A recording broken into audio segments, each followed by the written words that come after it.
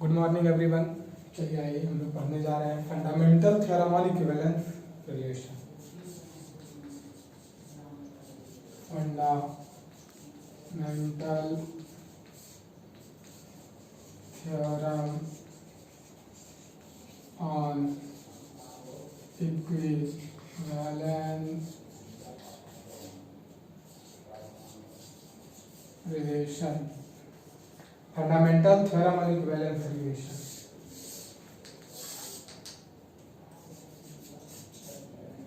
Statement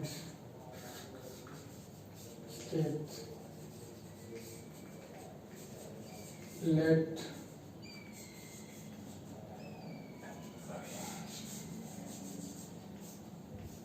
an equivalent relation on a non-empty defined शब्द का प्रयोग कीजिए। Equivalence relation defined on a non empty set A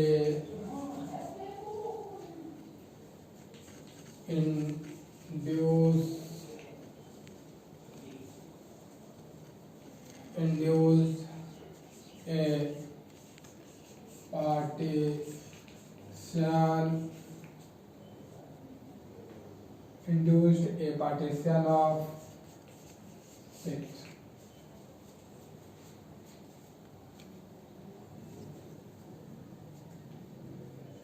Conversely,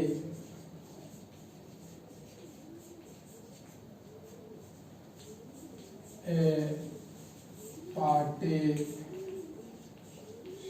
of set determined a partition of set is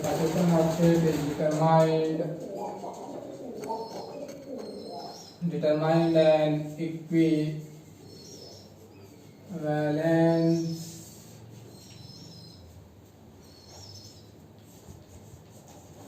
relation। ध्यान से देखिए, an equivalence relation defined और a non-empty set। an equivalence relation कोई एक equivalence relation है जो परिभाषित है, डिफाइंड है, एक पार्टीशन डिफाइंड परिभाषित है on a non empty set A पर।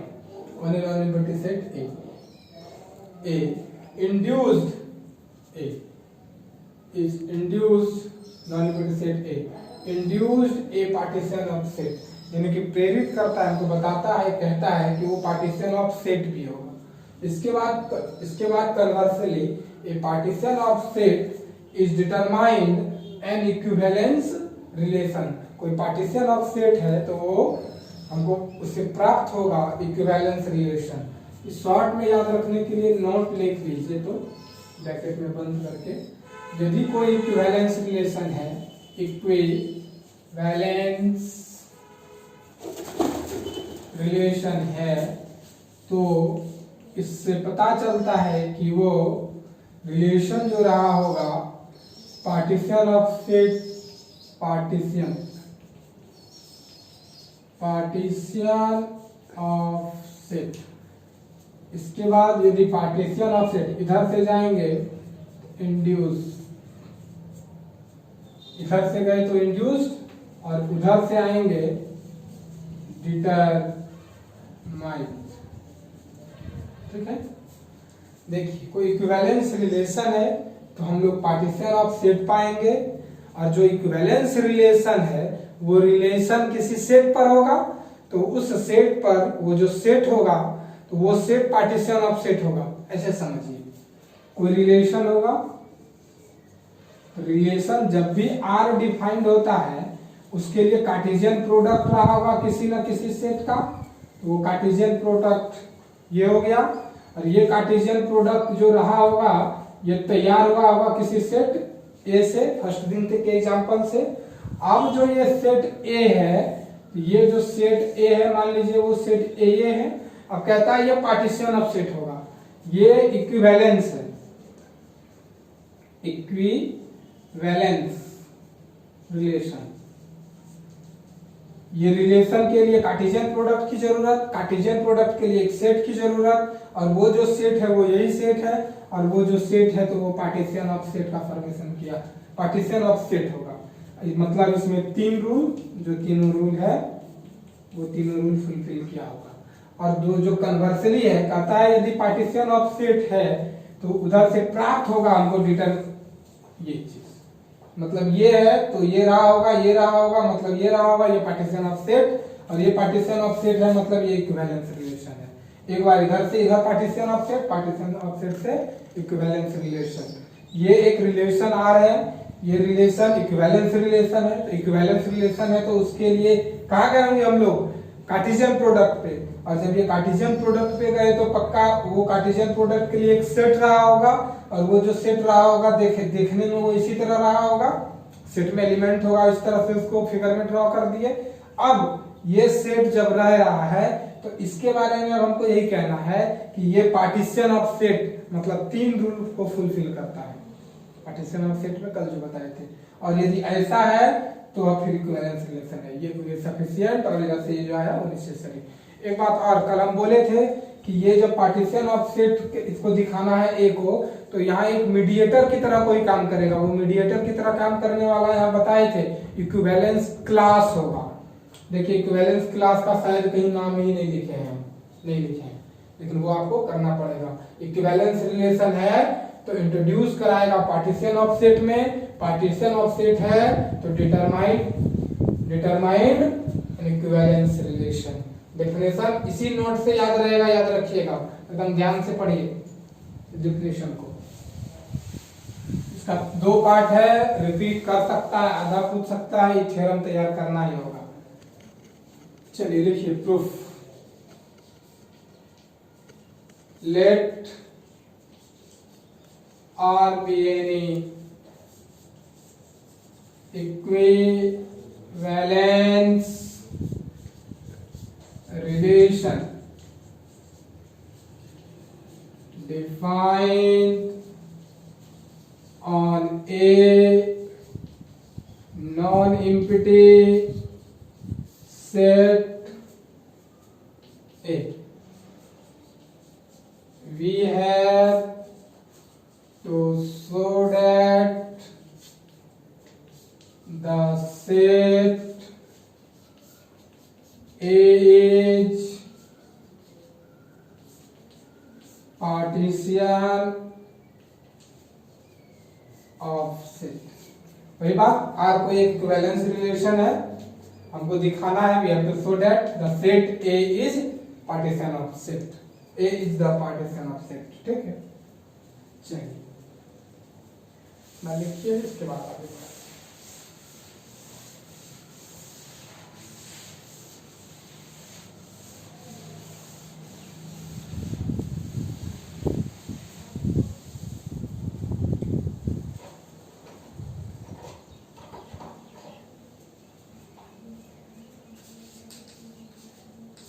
For this,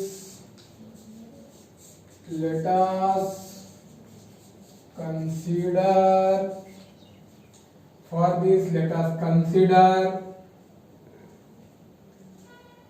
the family of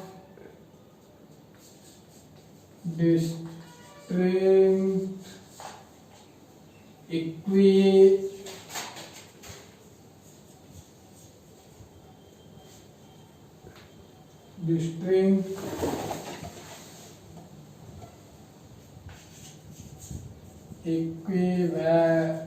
equivalence class A belongs to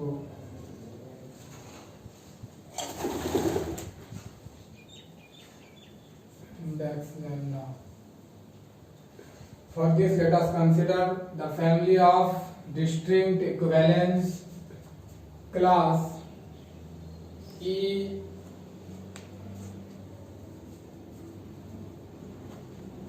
A belongs to A। देखिए हम लोग कहे थे इक्विवेलेंस क्लास लेंगे, इक्विवेलेंस क्लास का नोटेशन ये भी था, ले लिए। अब एक बात और कहने जा रहे हैं, ये फैमिली है। अब ये फैमिली मतलब हो गया कि इक्विवेलेंस क्लास में जो ले रहे थे, इक्विवेलेंस क्लास ऑफ ए कल लिखे थे, वो ए से आया था। कुछ बात एक साथ बता देते हैं। यहाँ बी भी होगा तो उसको लिख सकते हैं इक्विवेलेंस क्लास ऑफ बी ए से। यहाँ सी भी होगा, लिख सकते हैं ऐसे। कुछ बात है जो ये बताते हैं। तो ये सारा चीज जो हम लिख रहे हैं, यहाँ से जो एलिमेंट आएगा वो यहाँ लिख दिए हम। अब ये कहिए इसमें कुछ हो ना हो, इसमें लिखते हैं collection of all those elements which relate to A. A के साथ जिसका रिलेशन होता है वो इसमें आता है। तो इसमें कोई हो ना हो, आर में जो रिलेशन बना होगा ए जरूर बना होगा, क्योंकि ये इक्विवेलेंस कह रहा है। आर इक्विवेलेंस है तो पक्का वो रिलेशन वैसा बना होगा। बी भी होगा क्योंकि ए में है और ये इक्विवेलेंस रिलेशन है, तो इसका पेयर यहाँ पक्का रहा होगा खुद के साथ वाला। सी ए में है, पक्का पेयर रहा होगा सी के साथ वाला, डॉट डॉट डॉट डॉट। तो एक बात बता दें कि ये जो ए है वो खाली नहीं होगा। अब ये फैमिली जो वर्ड नाम ले रहे हैं, इसमें ए है तो एक, दो बी भी है तो दो, सी भी है तो तीन, उस हिसाब से 10 A to Z है तो 26। तो उसी तरह से कितना होगा ना वो ना पता, इसलिए फैमिली ऑफ सेट लिए। और फैमिली ऑफ सेट में यहाँ ए लिखने के बाद कह दिए A belongs to A. Now we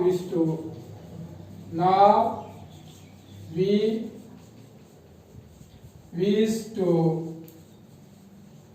so that. अब हम लोग और कहे थे कि मीडिएटर की तरह काम करेगा, आ गया। पहला इच मतलब प्रत्येक। Equivalence class of A is not empty, खाली सेट नहीं होगा कोई भी। कल बताए थे उनके संतान को कुछ ना कुछ मिलेगा। Equivalence class of A intersection equivalence class of B is equal to 5। दो भाइयों में कुछ कॉमन नहीं आएगा, मतलब फॉर एवरी अब दो भाई जो होगा अलग अलग होगा। For every distinct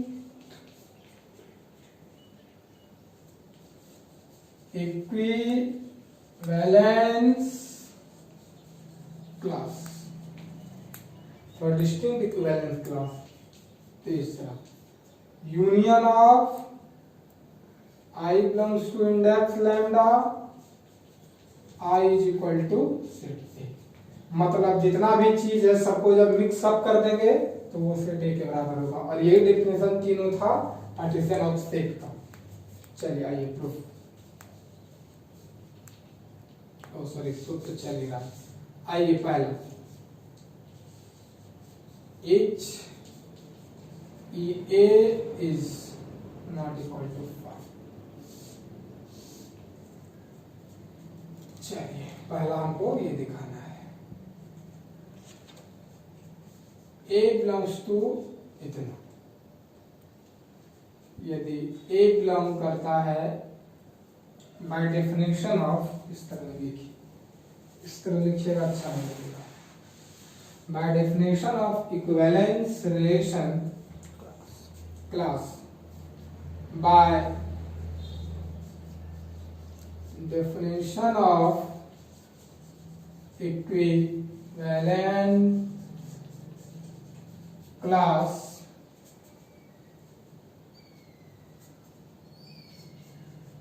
we have A belongs to equivalence class of A, where A belongs to set A and fix A belongs to R।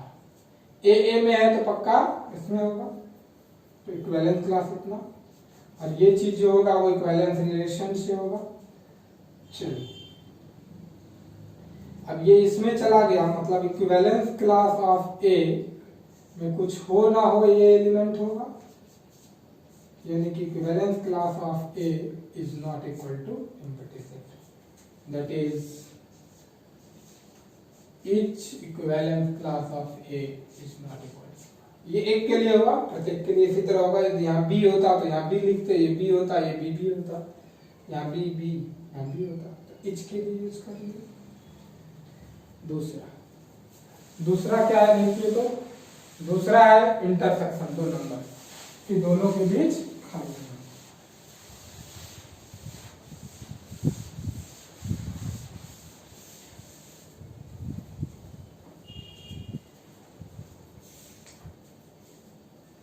ये ऐसा है, कहता है कि ये equivalence class of A intersection equivalence class of B is equal to empty set. हम एक बात आपको बता दें कि ये चीज जो आप देख रहे हैं इसको कंट्रापोजिटिव डेफिनेशन से हम लोग प्रूफ करेंगे। फॉर दिस कंट्रापोजिटिव मतलब होता है कि उल्टा मानना, उल्टा। फॉर दिस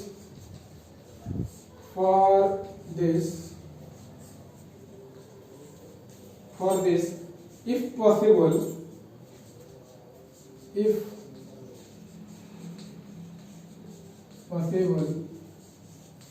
we assume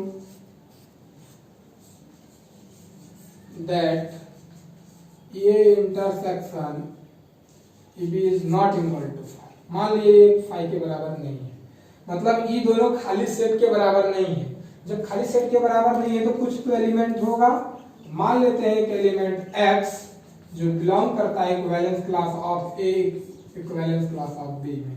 बोले थे डिवीजन वाला थ्योरम पढ़ कर रखने के लिए, इसके बारे में कह सकते हैं कि इक्विवेलेंस क्लास ऑफ A इस चीजों को एंड, और इसको कह सकते हैं इक्विवेलेंस क्लास ऑफ B।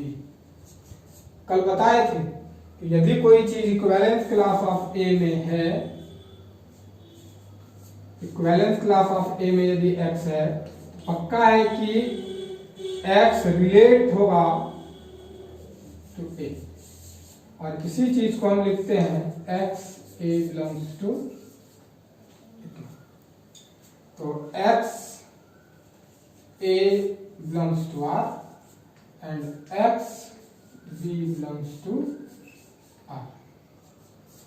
इस चीजों को हम लिख सकते हैं AX बिलोंग्स टू R, और इस चीजों को वही रहने दीजिए, कोई फर्क नहीं पड़ा।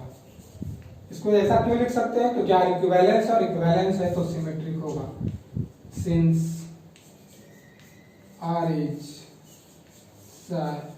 सिमेट्रिक। अब देखिए x और x कैंसिल आउट समझेंगे, होगा नहीं, ये होता है डेफिनेशन से। सिंस R इज ट्रांजिटिव, ये ट्रांजिटिव हो गया, कोई दिक्कत? इस चीजों को और भी लिख सकते हैं बी ए, क्योंकि आर क्या है, ये पूरे वन मान लेते हैं, और इस लाइन को जो लिख रहे हैं वो सिंस आर इज, ये सिमेट्रिक से सिमेट्रिक, ये सिमेट्रिक था तो ऐसा। चलिए इसको इक्वेशन नंबर फर्स्ट मान लीजिए आई।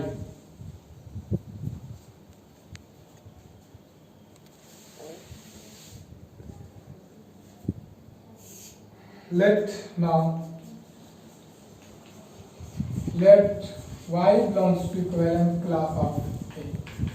ये वाला थ्योरम प्रूफ किया है, सिर्फ इक्विवेलेंस क्लास ऑफ A और B को वहां बड़ी ब्रैकेट के तौर पे जिस प्रकार से लिखते हैं उस तरह लिखे हैं। वो बड़ी ब्रैकेट है नहीं, वो आपको समझने के लिए बताया कि वो नोटेशन यूज किया है। तो ये हो गया y A belongs to R, लिख सकते हैं। एंड इक्वेशन नंबर फर्स्ट में देखिए तो A B belongs to R लिखा हुआ है, direct from first implies that B cancel out, समझेंगे लिखेंगे नहीं, belongs to R।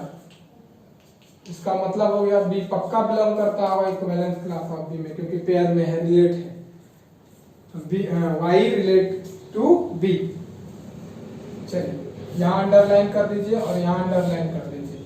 Equivalence class of A is the subset of equivalence class of B alpha.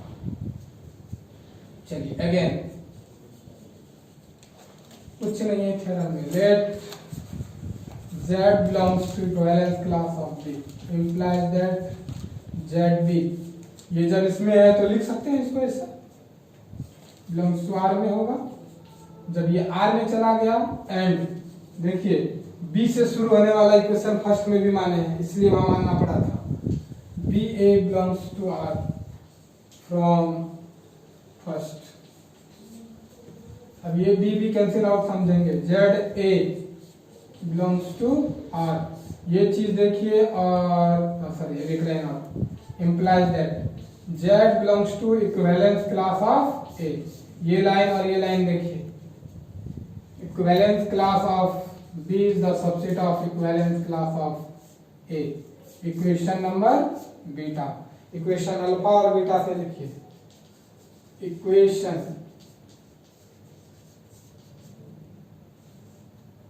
Alpha and beta implies that equivalence class of A is equal to equivalence class of B। ये equivalence class of A equal to equivalent class of B, दोनों equal हो गया। और यहाँ क्या कहता है, हाँ, और हम लोग जो लिखे थे, ये लिए थे दो इक्विवेलेंस क्लास, दोनों डिस्टिंक्ट लिए थे, और यहाँ दोनों क्या निकल गया, इक्वल निकल गया। यहाँ पे आने के बाद ध्यान रख दीजिए, पीछे पलटिए, पीछे में लिखा हुआ होगा कि family of distinct equivalent class. let us consider या let us consider the family of sets, family of equivalence class। तो वहां जो लिखे हैं वो distinct equivalence class word use किए हैं, डिस्टिंक्ट, दोनों अलग अलग। लेकिन यहाँ देखिए तो दोनों क्या आ गया, इक्वल, सेम आ गया। मतलब दसावर सपोजिशन या injunction, thus our injunction is wrong, that fact equivalence class of A intersection equivalence class of B not equal to 5, क्योंकि यही हमारा इंजंक्शन था, कंट्रापोजिटिव के तौर से हम लोग प्रूफ कर रहे हैं, ये इंजंक्शन था। क्या हो गया, वो गलत हो गया। जब ये गलत हो गया तो सही क्या होगा, इसका उल्टा सही हुआ, इसका उल्टा सही हुआ। therefore equivalence class of A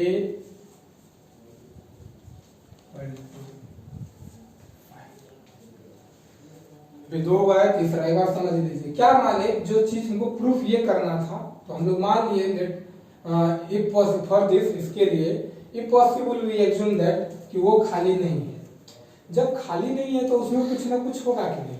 मान लेते हैं कि उसमें कोई एलिमेंट एक x इसमें चला गया, जब इसमें x चला गया उसमें कुछ खाली नहीं है, खाली सेट के बराबर नहीं है, तो कुछ एलिमेंट गया।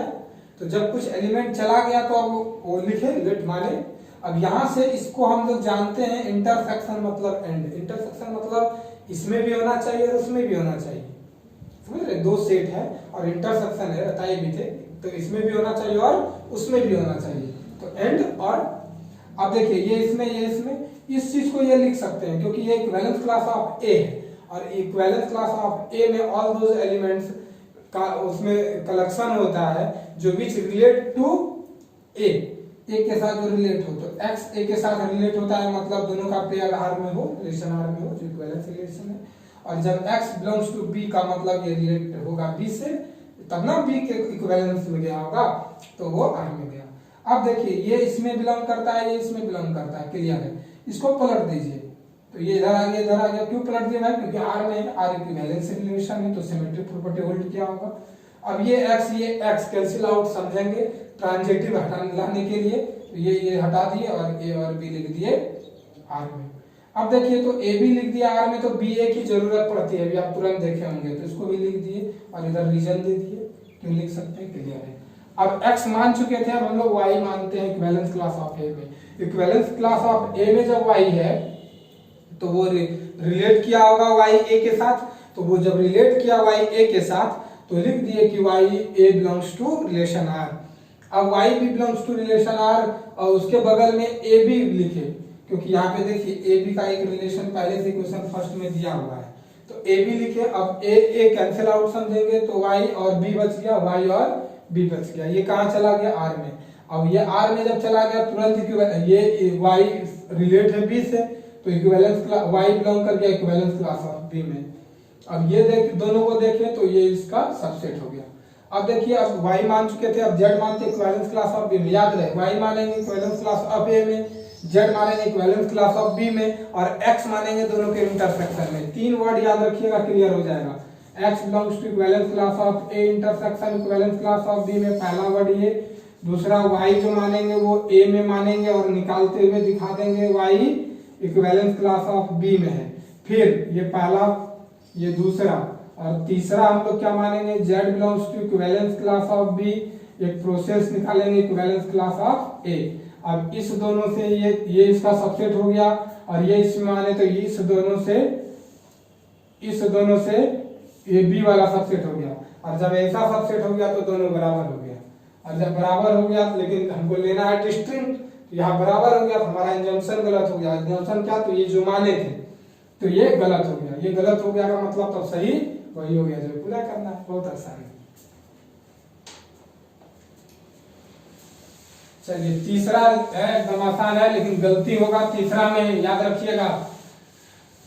हाँ, तीसरा मिस्टेक होगा, इसलिए तीसरा हम ढंग से प्रूफ करेंगे, और आप भूलेंगे भी तो तीसरा भूलेंगे।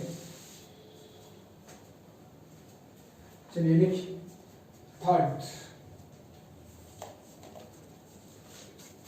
A belongs to index lambda equivalence class of A is equal to, वहां शायद I भी लिख दिए होंगे, कोई फर्क नहीं पड़ता है। वहां पे यदि I लिखे हैं तो उस हिसाब से सेट कर लेंगे। चलिए I,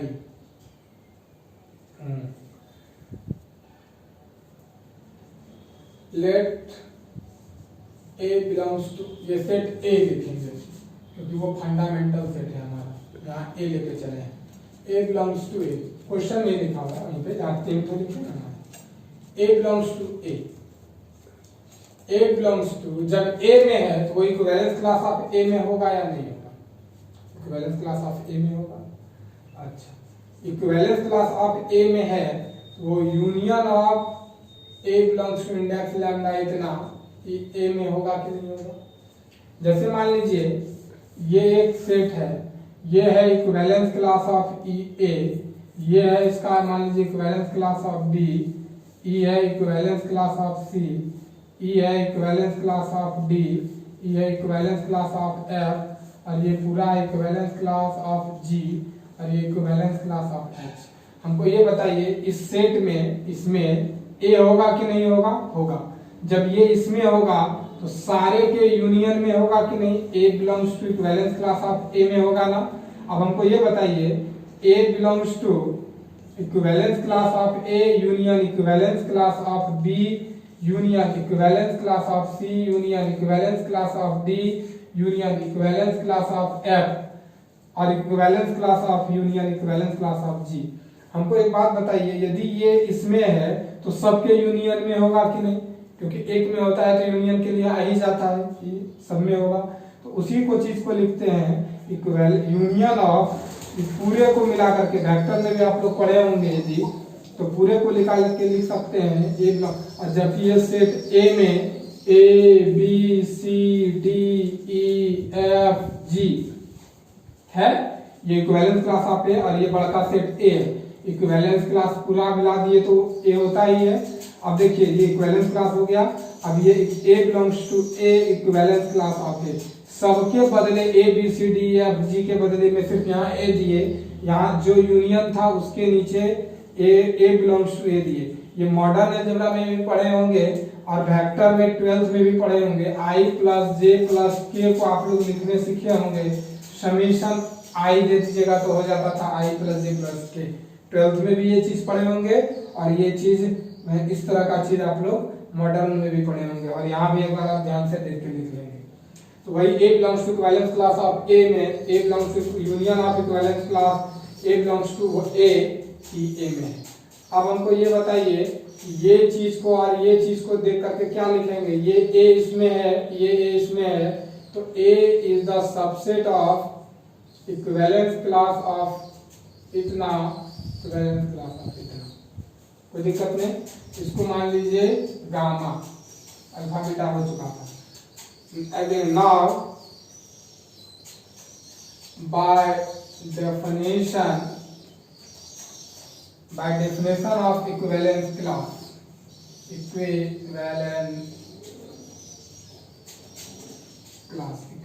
क्लास के डेफिनेशन से हम लोग क्या लिखेंगे, ध्यान से देखिएगा कि जो भी इसमें एलिमेंट आएगा जी, इसमें जो भी एलिमेंट आएगा उस सेट ए से बाहर कभी नहीं आएगा। आएगा कभी? आप देखे होंगे, पहला एग्जांपल भी दिए होंगे, तो इक्विवेलेंस क्लास में जो भी एलिमेंट देखते थे वो ऊपर से मिलता था। तो equivalence class of A is the subset of A. अब यूनियन भी दे दीजिए, साथ में लगा दीजिए, जितना भी इक्विवेलेंस क्लास है सबके साथ रहता होगा। इसको मान लीजिए delta. Equation gamma and delta implies that A is equal to union of A belongs to index lambda E A। देखिएगा ये रफ है, इधर ये रफ है, तो ये दोनों से क्या हो गया, बराबर हो गया। ठीक है, ये कंप्लीट हुआ। सफिशिएंट कन्वर्सली पार्ट हम लोग नेक्स्ट डे पढ़ेंगे, इसको कंप्लीट कीजिएगा। और उसमें कुछ नहीं है, उसमें बहुत आसान सा चीज होगा। एक सेट लेंगे ऐसा, उस सेट में इस प्रकार से सेट लेंगे कि जो भी एलिमेंट हो वो सेम सेट से हो। तो ए बिलोंग्स टू ए होगा, और फिर ए भी यदि सेम सेट में है। ये घर है, घर में मान लीजिए ये 4 कमरा है, यदि इस कमरा में ए बी है, ए बी इसमें है तो बी ए इसमें होगा कि नहीं? अच्छा, एक कमरे में यदि ए बी है और बी सी है, तो बताइए ए सी भी उसी कमरा में होगा कि नहीं, क्योंकि बी बी मिल रहा है। तो इस बहुत अच्छे ढंग से ये कल क्लियर करते हैं हम लोग। और हाँ, कल कंप्लीट करके मॉर्निंग में ही आप लोगों को शायद जल्दी जाएगा ये चीज़। थोड़ा सा कुछ टेक्निकल कभी कभी प्रॉब्लम होता है, इसलिए वैसा आता भी है। ठीक है, बहुत बहुत धन्यवाद। अगले दिन